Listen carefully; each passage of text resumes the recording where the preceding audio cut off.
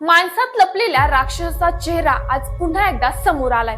एका राजकीय नेत्याने जमिनीच्या वादावरून सामान्य शेतकऱ्याला थार गाडीने चिरडून निर्गुण हत्या केली। हे ऐकल्यावर अंगावर शहारे तर नक्की आलेच असतील।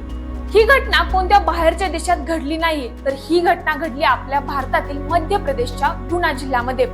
भारतीय जनता पक्षाच्या नेत्यानं एका शेतकऱ्यावर चक्क थार चढवली। आपल्या वडिलांची सुटका करण्यासाठी रामस्वरूप यांच्या लेकी धावून गेल्या, तेव्हा त्यांना अमानुष वागणूक देण्यात आली।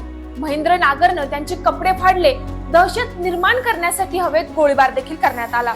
शेतकऱ्याला उपचार मिळू नये म्हणून 1 तास त्याला जखमी अवस्थेमध्ये तसंच ठेवलं गेलं। या सर्व घटनेत शेतकऱ्याचा अखेर मृत्यू झाला। या घटनेत आरोपी महेंद्र नागर आणि 3 महिलांसह एकूण 14 जणांविरोधात खुनाचा गुन्हा दाखल करण्यात आला आहे।